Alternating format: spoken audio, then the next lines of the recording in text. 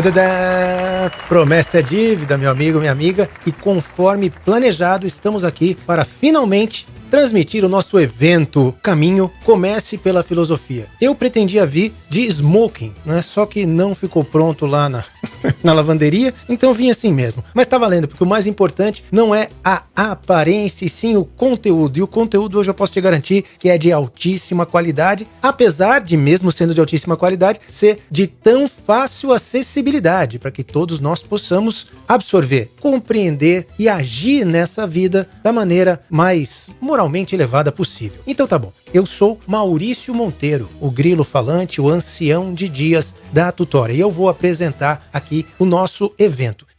Essa noite, se você chegou até aqui, tá aqui com a gente, é porque você sabe a importância dos estudos na vida de uma pessoa. Provavelmente você já também teve vontade de adotar uma rotina de estudos e, nesse sentido, de repente se aprimorar, né, tecnicamente, e conseguir passar o seu conhecimento para outras pessoas, se posicionar, ajudar outras pessoas além de si mesmo, né? Especialmente seus filhos, de repente seus familiares, seus alunos, e colaborar, então, com a educação deles. O que acaba, na verdade, surgindo de dúvida nesse processo é justamente uma questão, ou a questão mais fundamental, que é por onde começar. Porque a gente tem aquela multidão de conteúdos possíveis e disponíveis, mas quais seriam, por exemplo, os melhores cursos introdutórios? Quais seriam os melhores planos para seguir? Existem vários planos de estudo. Por quais pensadores começar? Todas essas coisas acabam se transformando de alguma forma em empecilho, em barreira e muitas vezes num fator desanimador para que a gente possa de verdade se embrenhar nessa aventura que é o conhecimento.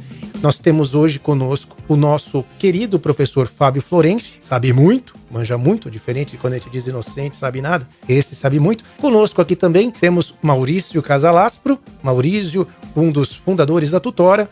E juntamente com esse evento, hoje também é o lançamento do nosso novo curso Introdução a Aristóteles com o professor Eric Granstrup. Sim, possuindo sua aprovação. Homer, lendo essa bobagem de novo? Ele disse que quer ficar inteligente. Marge, eu gostaria mesmo de estudar filosofia. Homer, você precisa conhecer Aristóteles. Mas eu sou muito burro. Homer Simpson, chega de preguiça. Puxa, eu sempre tive esse desejo de conhecer o pensamento aristotélico, mas não sei por onde começar. Comece pelo curso do Eric Granstrup. Gran o quê? Strup é um novo curso da Tutora. Se chama Introdução a Aristóteles. Depois dele, você vai conseguir ler Aristóteles com certeza. Puxa, Marge, excelente dica. Vou entrar agora no site.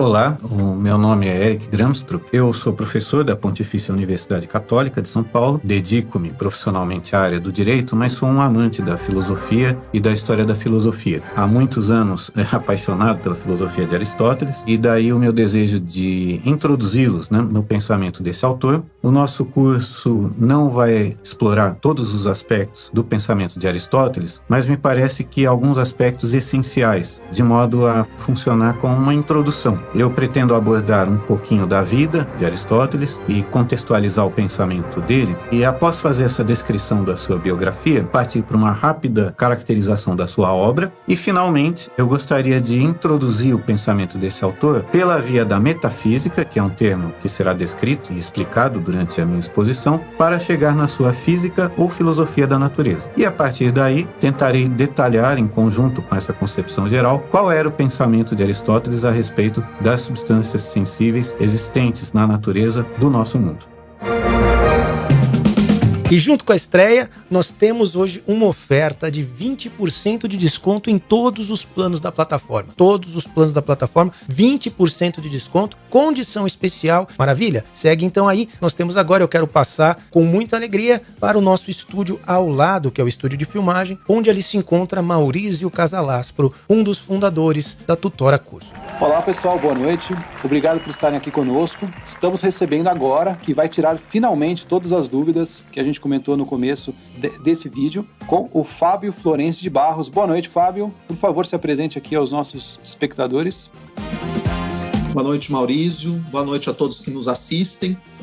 Como já foi brevemente apresentado, meu nome é Fábio Florenci, sou professor de filosofia, também formado em Direito, mestre em filosofia pela Unicamp, doutor em filosofia pela PUC São Paulo. Também trabalho como tradutor profissional de obras tanto da área de filosofia quanto de teologia, e atualmente eu me dedico, além dos trabalhos de tradução, à gravação de cursos livres, como 2 que já estão prontos aqui para a plataforma Tutora, um deles já lançado, outro que será lançado em breve, e também atendo alunos particulares de maneira eventual. Essa é meu rol de atividades no presente momento. Perfeito. Bom, hoje a nossa tarefa aqui é explicar para quem está nos ouvindo qual que é de fato a importância de estudar filosofia. Eu vou contar um pouquinho de como eu mesmo via o próprio estudo de filosofia há uns anos atrás, que é o seguinte: antigamente, quando eu ouvia falar de estudar filosofia, ler livros de filosofia, livros tão antigos, me parecia uma espécie de capricho mental. A gente vai ver, enfim, exercitar a nossa mente de maneiras diferentes, ou eu tinha a impressão de que a gente estaria visitando uma espécie de museu da sabedoria, que eram conhecimentos antigos que não servem mais para a nossa atualidade, né? E depois de um tempo, quando eu resolvi pegar um livro ali, comecei a ler um pouquinho, comecei a ver que na verdade era o oposto daquilo. Aquilo trata da realidade atual mais do que qualquer outro livro que eu tive contato, né? Quando eu comecei a ler os Diálogos de Platão, eu fiquei maravilhado com aquilo. Só que assim, esse tempo que eu fiquei com esse preconceito de que era um negócio antigo, que era um negócio, digamos, como eu falei, uma espécie de capricho mental, esse negócio, eu perdi muito tempo com esse preconceito até chegar nas obras de filosofia de fato, né? Qual que é a sua sugestão para quem está nos ouvindo, quer começar a estudar filosofia, ou começou e não começou muito bem? O que essas pessoas podem fazer para ter um contato inicial mais agradável e mais, digamos, fácil, né, com o estudo de filosofia?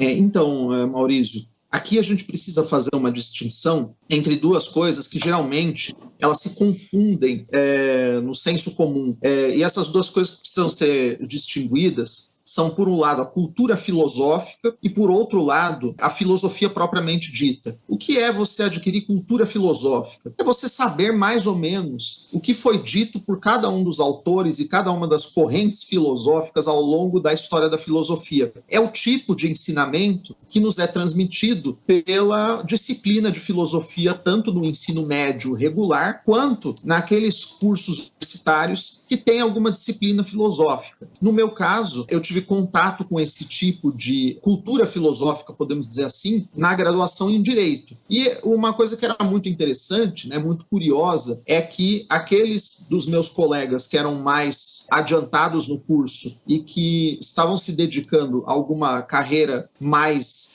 técnica na área do direito civil, direito penal, direito trabalhista, costumavam chamar as disciplinas filosóficas de perfumaria jurídica, em sentido bastante pejorativo, como vocês podem perceber. E por que esses meus colegas eles utilizavam esse termo pejorativo? Porque quando nós adquirimos um certo verniz cultural filosófico, não fica inicialmente claro para nós como que os autores filosóficos chegaram àquelas teses que são formuladas e que vão para os livros de história da filosofia. Então, qual que é a nossa tarefa aqui? E qual que é a tarefa que nós, professores da Tutora, estamos nos propondo para oferecer a vocês, que são nossos atuais alunos e nossos futuros alunos? Nós estamos trabalhando para oferecer a vocês entradas para o discurso filosófico que realmente mostrem como que os autores clássicos da história da filosofia chegaram a formular os problemas que eles escreveram em seus livros e como eles chegaram às conclusões que também formularam em suas obras mais importantes. E um caminho privilegiado, uma porta privilegiada para a entrada no discurso filosófico é, sem dúvida nenhuma, a obra de Aristóteles, que, diga-se de passagem, é o tema principal da nossa conversa de hoje,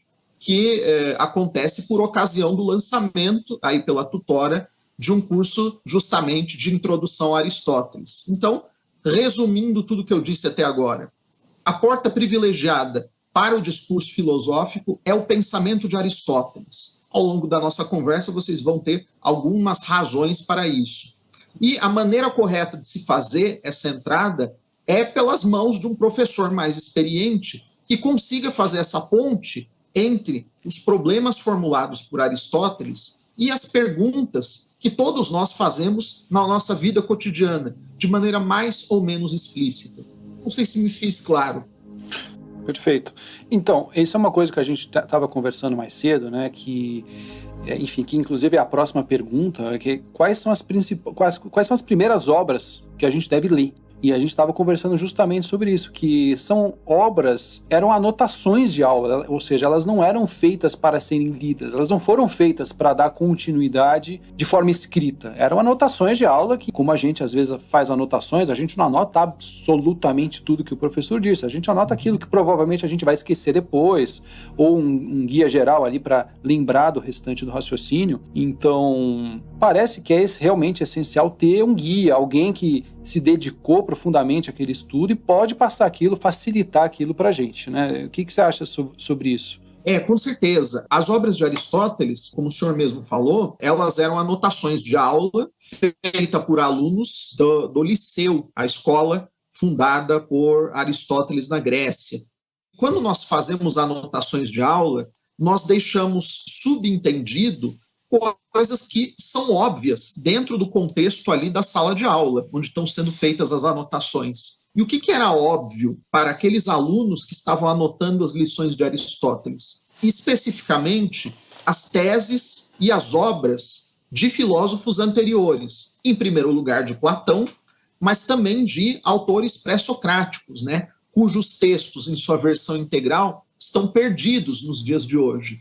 Então, para nós termos acesso ao texto propriamente de Aristóteles, nós não conseguimos, em geral, fazer isso de maneira sozinha. Nós precisamos de um professor. Há uma palavra hoje que eu posso dizer aqui para vocês, é uma palavra um tanto detestável, mas que, infelizmente, como se diz por aí, ela pegou no discurso. Então, ao invés de um professor, de um palestrante, etc., disse por aí que fulano de tal é um facilitador. E, no caso da obra de Aristóteles, é necessário que nós tenhamos um facilitador que conte para nós, que somos iniciantes, aquilo que já estava subentendido para as pessoas que fizeram as anotações. Porque assim toda a discussão vai fazer sentido. Ao passo que, se nós começarmos a ler sem termos esse pano de fundo daquilo que já estava entendido, aí nós teremos dificuldades e fatalmente nós cairemos no desânimo. Então, para o aluno iniciante que vai começar o estudo de Aristóteles, muito provavelmente é interessante para ele começar as suas leituras pelas obras que tratam de questões mais diretamente relacionadas ao ser humano e à sua vida em sociedade. Falo aqui especialmente da ética Nicômaco e da política, mas também da ética a Eudemo. Por quê? Porque são obras que tratam a respeito da ação humana. E a ação humana é um contexto em que todos nós estamos inseridos. E Aristóteles, o que ele destaca na ação humana? Ele destaca aqueles comportamentos que nós percebemos que são perenes, como, por exemplo, a busca pela felicidade, a ação correta ou incorreta, no sentido de uma ação que é justa ou injusta, viciosa ou virtuosa, e assim sucessivamente. São problemas que se colocam cotidianamente para cada um de nós. Então, quando vocês têm o acesso a um professor que faça essa ponte entre a nossa vida cotidiana e aqueles problemas que são perenes, a leitura ela se torna muito frutuosa. E aí a gente não corre o risco de ficar limitado àquela cultura filosófica que acaba sendo chamada aí pelos estudantes avançados de direito de perfumaria jurídica ou perfumaria cultural. Não corremos esse risco. Perfeito.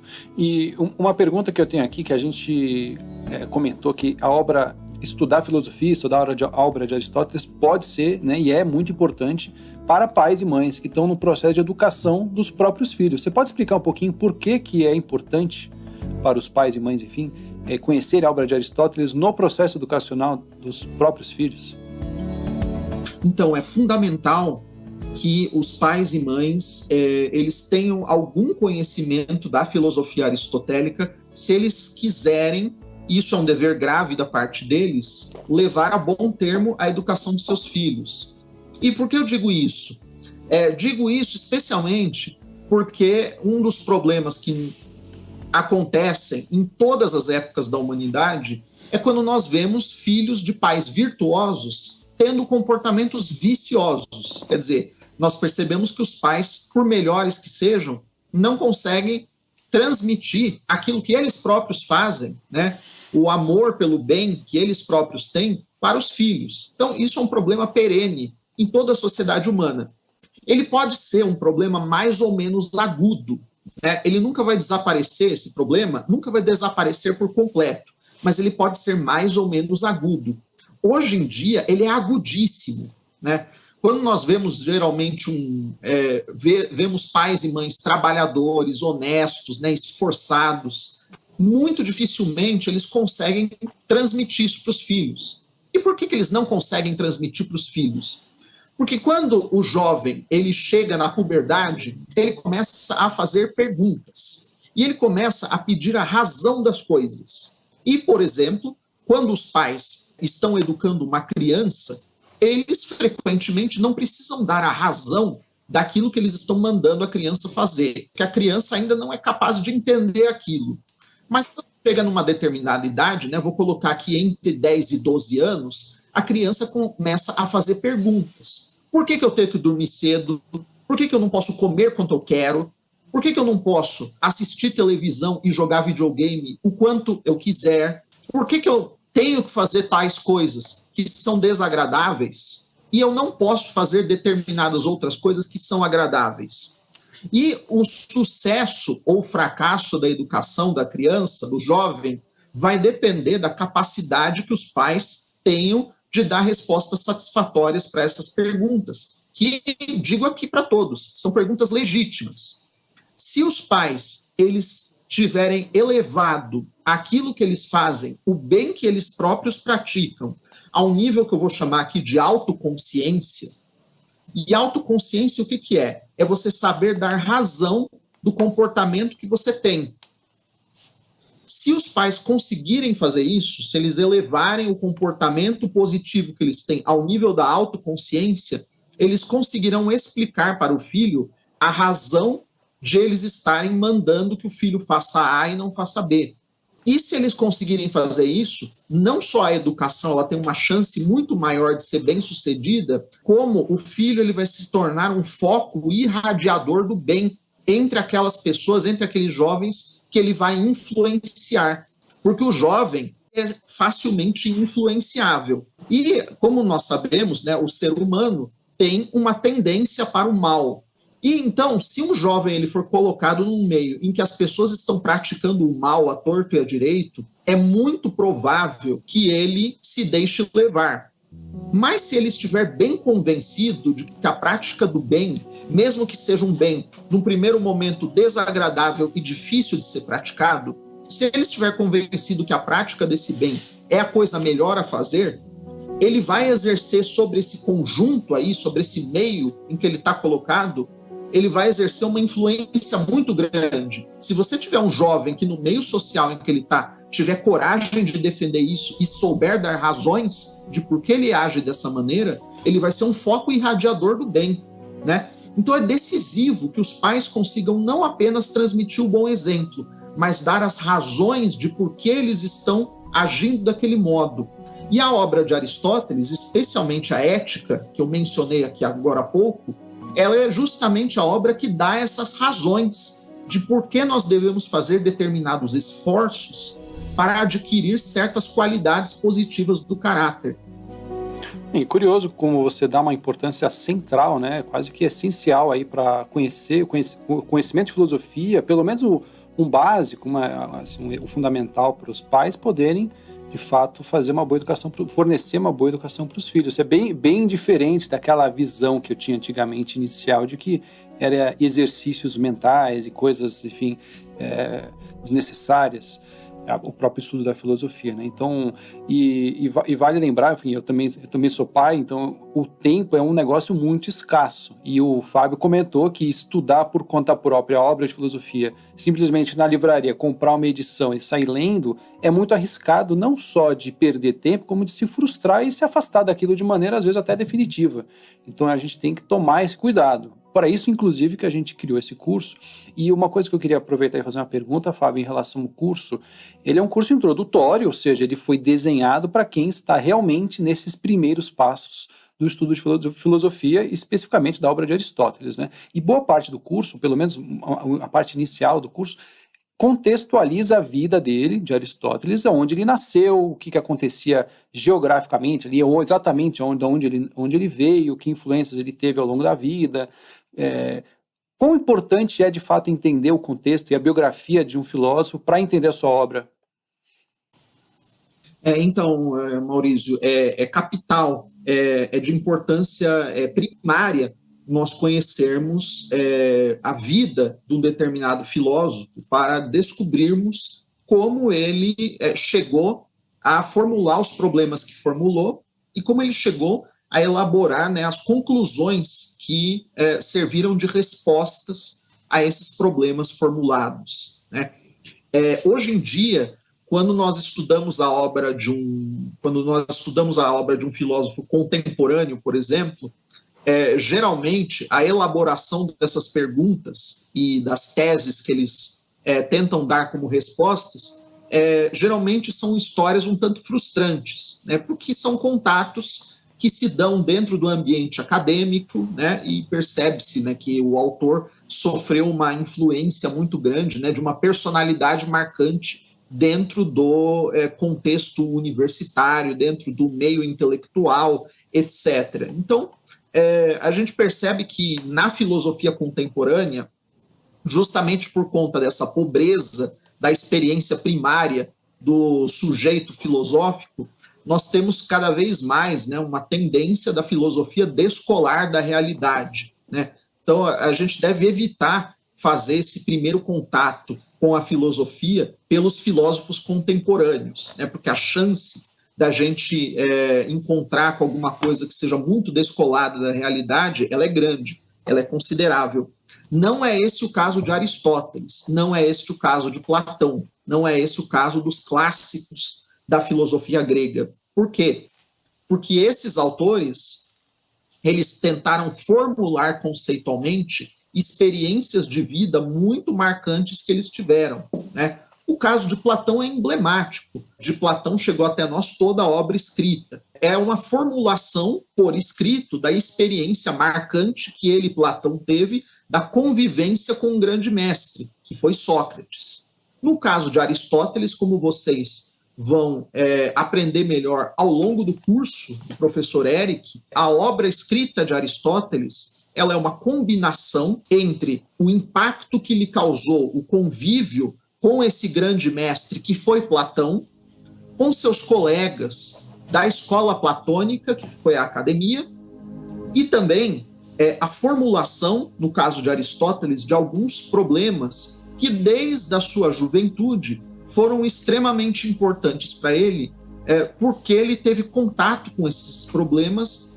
pelas mãos do seu pai, né, que era médico e que, portanto, tinha um grande interesse para compreender o funcionamento do corpo humano, né? Então a gente vai ver, né, ao longo do curso, como para Aristóteles é importante você compreender o funcionamento de um organismo humano e como o funcionamento do organismo humano ele dá a chave de compreensão para outras realidades que não são diretamente humanas, né? Então é uma coisa fascinante, porque são questões com as quais todos nós sempre estamos em contato, né? Se a gente prestar um pouquinho de atenção no funcionamento do nosso corpo e depois cotejar com aquilo que Aristóteles está dizendo, a gente vai perceber que os exemplos eles estão muito à nossa mão. Então, em resumo, para responder a sua pergunta, o conhecimento da vida e do percurso do filósofo ele é central. E ele é ainda mais interessante no caso de um autor como Aristóteles. Então, aguardem e verão. Perfeito. Bom, eu queria puxar um pouquinho aqui esse assunto de filosofia e falar um pouquinho também do curso que você gravou e já está disponível na plataforma, que é o curso de Filosofia da Educação. Se puder comentar um pouquinho, geral, qual que é a proposta desse curso, professor? Claro, o curso de Filosofia da Educação, que já está disponível na Tutora, é um curso introdutório, então é um curso com poucas aulas, é um curso que não exige nenhum conhecimento prévio da parte do aluno que for fazê-lo, né? Então, um completo leigo, ele será capaz de entender tudo que vai ser falado ao longo desse curso. Então, eu busquei responder, ao longo das aulas, 2 perguntas que são importantíssimas para a gente compreender a dificuldade que estamos passando hoje em dia no sistema de ensino oficial. A primeira delas é que o sistema de ensino oficial dos dias de hoje no Brasil, ele funciona na base de uma falta, de uma carência muito grande do que nós podemos chamar de um ideal de perfeição. Todos os sistemas educacionais ao longo da história que foram capazes de apresentar resultados muito positivos, e resultados positivos significa aqui formar seres humanos melhores, todos esses sistemas educacionais funcionaram na base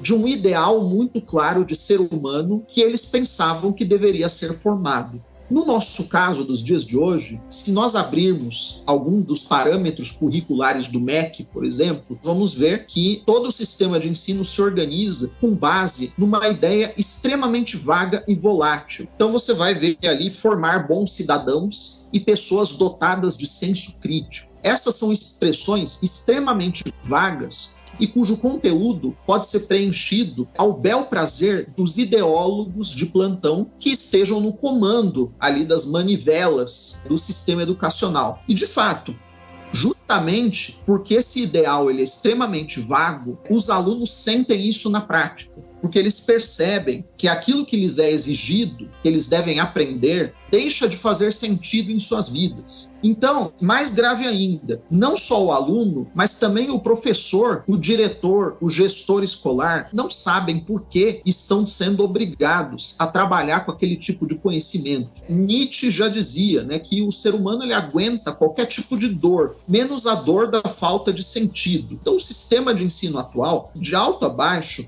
ele é permeado por esse vício de uma completa falta de sentido. Eu quis mostrar isso de maneira clara no meu curso. O outro objetivo que eu tive foi mostrar, ao longo da história do Ocidente, os principais ideais que nortearam o sistema educacional em várias épocas. Eu delineei esses ideais desde a Grécia Antiga até a modernidade de maneira bastante esquemática, para que aqueles que estão trabalhando com educação hoje, que querem fazer algo melhor, tenham diante da inteligência esse panorama do que já foi feito e funcionou ao longo da história. E também, como se trata de um curso introdutório, pressupõe que outros cursos que já foram lançados e também serão lançados mais adiante aqui na Tutora, venham aos poucos preencher esses grandes quadros que eu tracei de maneira esquemática ao longo desse curso. E essa ideia que você falou de outros cursos completar esse que você colocou de maneira introdutória tem um pouco a ver, aliás, tem tudo a ver com a nossa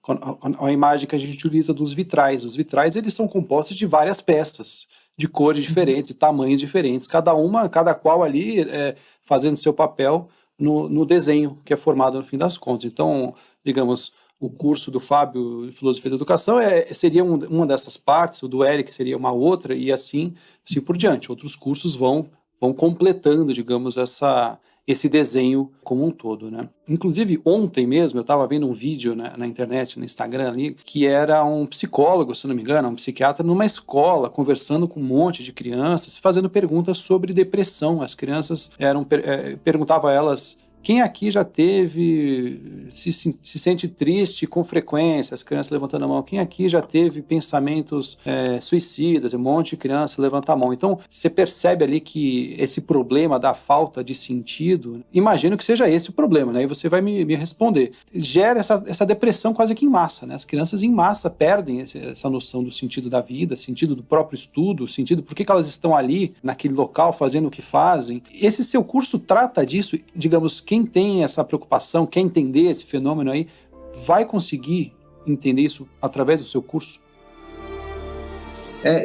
Eu imagino que eu consegui apontar a gênese do problema de maneira assim introdutória, os caminhos para solucionar esse problema, né? Que é você reencontrar um ideal de perfeição que deve ser formado pelo sistema de ensino. né? Então, o sistema de ensino ele tem que ter muito claro qual que é o tipo de homem que ele quer formar a partir das suas crianças. E isso não é difícil de ser elaborado, porque vocês vão perceber, né, quem for fazer o meu curso e for fazer os outros que a tutora vai oferecendo progressivamente, vocês vão perceber que as qualidades que compõem o ideal de perfeição humano, elas são permanentes, né? Quer dizer, elas são perenes na história da cultura. O que nós percebemos é que há períodos históricos em que essas qualidades elas estão mais claras para o conjunto da sociedade, e há períodos históricos em que as pessoas, em geral, elas estão com as ideias extremamente confusas. Então, elas não conseguem ver a importância dessas qualidades que são perenes. E a nossa época, ela é privilegiada nesse sentido negativo, né? As pessoas, elas estão com as ideias extremamente obscuras. E isso tem consequências práticas gravíssimas, né? Consequências práticas como, por exemplo, né, a depressão, essas tendências suicidas, né, que surgem, como o senhor mencionou, o uso cada vez mais desenfreado de entorpecentes, né, que assola... Vai em busca de algum cidades. estímulo mais forte, né? Eu lembro uma passagem do Louis Laverne que ele fala sobre isso, né? O sofrimento, ele acaba gerando uma sensação de realidade.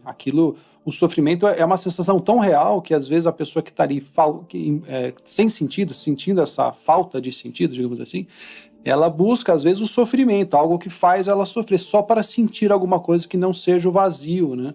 Eu lembro quando a gente gravou e depois quando eu assisti esse curso que a gente está falando, apesar de ser um curso de filosofia da educação, eu percebi uma aplicação muito prática. Porque no final do curso, e aí eu não vou dar spoiler, nem acho que você devia dar também, no final do curso fica bem claro o que a gente tem que fazer. Você foi explicando ali a parte histórica, a parte filosófica dos autores, enfim, como é que aquele pensamento foi se transmutando um no outro até chegar nos dias de hoje. Então, no final, que eu diria que a parte mais interessante do curso é, de fato, quando você apresenta uma solução. Até porque ficar falando mal, apontando os problemas é uma coisa relativamente fácil. Né? Você olhar o trabalho do outro, olhar, enfim, o que está acontecendo, ver a situação atual e criticar, qualquer um consegue fazer isso. Mas o interessante desse seu curso é justamente que você dá esse passo além e dá uma proposta, você dá ideias do que pode ser feito. E, inclusive, são coisas que cada um dos ouvintes aqui, que fizerem o curso, chegarem até lá, pode aplicar com os próprios filhos no dia seguinte. Esses cursos, apesar de serem introdutórios, apesar de terem nome de filosofia, eles são extremamente práticos. Dali você consegue, de fato, melhorar o seu dia. Inclusive, eu lembrei agora de uma pergunta que eu queria te fazer, Fábio. Talvez sirva para outras pessoas, né? Quem estiver aí ouvindo pode eventualmente comentar, que é o seguinte: há muitos anos eu peguei alguns livros de filosofia, como eu comentei, comecei a ler e fiquei maravilhado com aquilo. Falei, puxa, isso aqui tem muita coisa interessante aqui. E acontecia outra coisa também interessante, que era o seguinte: eu começava a ler, além de ficar maravilhado com aquilo, às vezes eu fechava o livro, dia seguinte eu falei, quer saber, ao invés de continuar de onde eu parei, eu vou recomeçar esse diálogo de Platão. E quando eu lia, parece que eu estava lendo outro texto. Porque parecia que eu tinha descoberto coisas que não estavam ali antes. Falei, acho que alguém modificou o texto, é alguma brincadeira, aconteceu alguma coisa aqui, porque tem novidade. E isso acontecia lendo o livro depois de um ano, enfim. Então tem essa questão dele, ele parece que é um livro renovável. Quando você lê um livro, pelo menos eu leio um livro de filosofia, passa um tempo, alguns dias, semanas, meses, anos, você esquece exatamente o que estava naquele livro.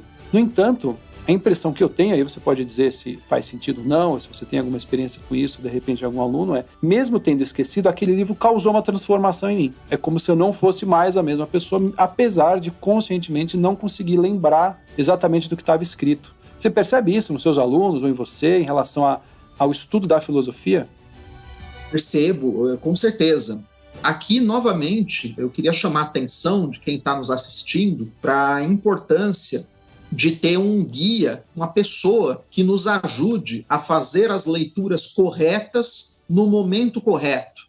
E o que seria fazer as leituras corretas no momento correto? Lermos os textos que vão responder a perguntas que nós estamos fazendo no nosso dia a dia, na nossa situação concreta. Isso, no caso de Aristóteles, é muito fácil ser feito, porque as questões que são colocadas na ética, né, a ética nicômaco, e na política, elas são feitas por nós todos os dias, mesmo que de maneira um tanto obscura. Agora, pode acontecer com uma pessoa que, por exemplo, não tem orientação e vá ler um diálogo de Platão que trate de um tema mais abstrato. Vamos supor que essa pessoa que não tem orientação tem o azar de pegar de Platão um diálogo chamado Timeu, que fala a respeito da cosmologia. Né?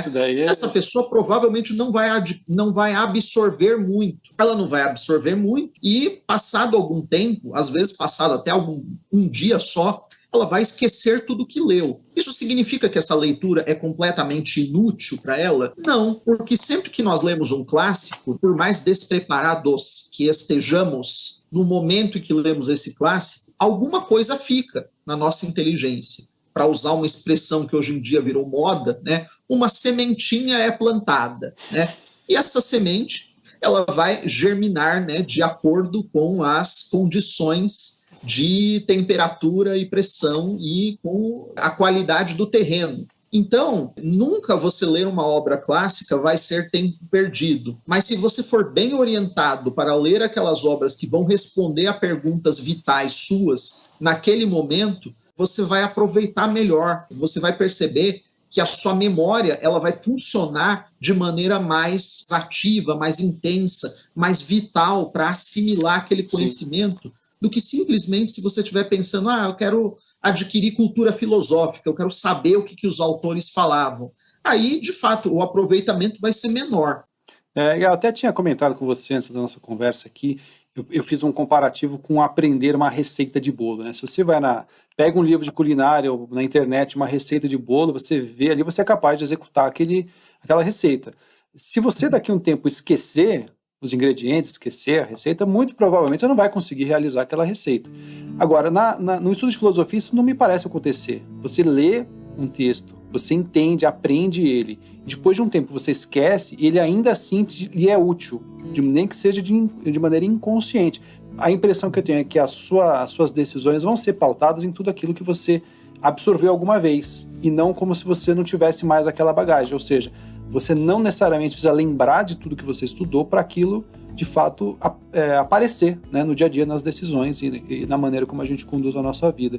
Isso é uma percepção interessante, porque, enfim, muito dos que nos ouvem aqui vão fazer os cursos não tem vocação de filósofo, não tem essa capacidade de reter tudo que leu, isso é uma coisa muito rara, inclusive. No entanto, os estudos podem sim, serão muito proveitosos, mesmo não lembrando depois, né? Então, essa é a impressão que eu tenho. Se você concorda comigo, eu vou ficar contente. Eu concordo sim. Aliás, as duas comparações elas são interessantes, né?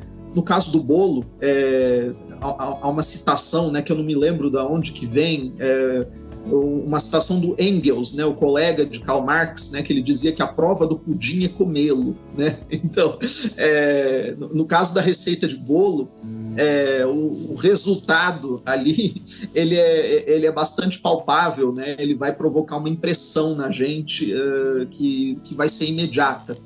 No caso da assimilação de uma obra filosófica, que contém um caminho do pensamento que conduz até uma verdade, nós vamos ter uma experiência que ela tem o potencial de ser muito mais impactante, né, do que a prova de um prato saboroso de comida. Por quê?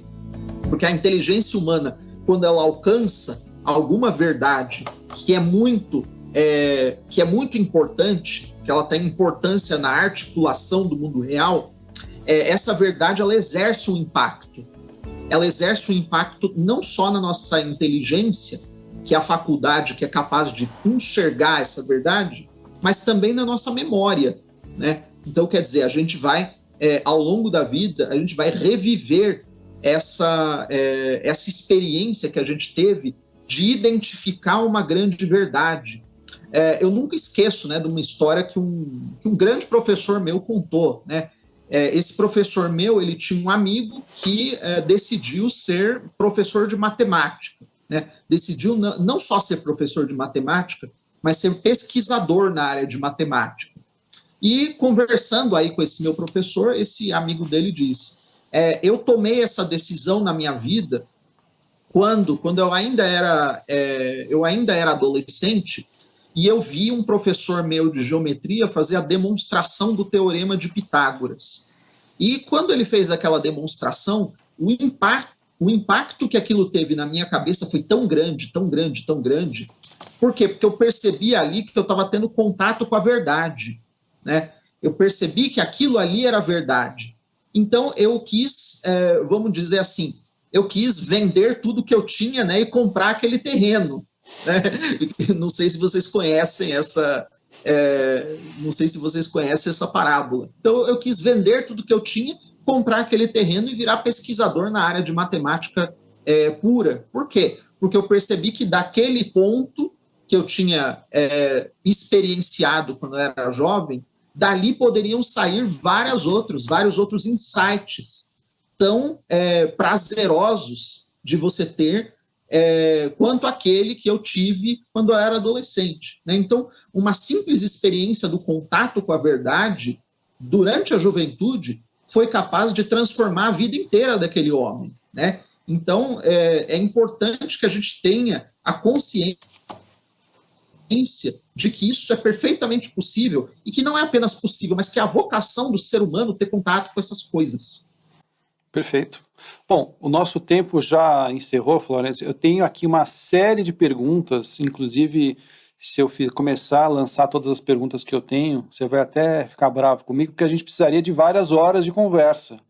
E, eventualmente, algumas dessas perguntas podem ser respondidas em novos cursos, né? Lembrando aqui, quem está nos ouvindo, quem, enfim, assinar a tutora ou adquirir os cursos que estão em promoção, inclusive esse curso que a gente falou do Florencio, junto com o do Eric, estão em promoção até o final da semana, pode mandar pergunta, mandem perguntas. Essas perguntas serão respondidas, né, poderão ser respondidas assim em conversas como essa, a gente abre uma live, tira dúvida, ou mesmo, se for uma pergunta muito interessante, que a resposta exige maior elaboração, a gente pode criar um produto novo, um curso, uma aula extra, enfim, a gente está aqui justamente, né, a tutora, se for pensar no termo tutor, é justamente isso, tem que ter esse contato com os alunos. Então, quem estiver nos ouvindo, tiver algo a perguntar, dizer, enfim, estamos aqui justamente para auxiliar, tá bom?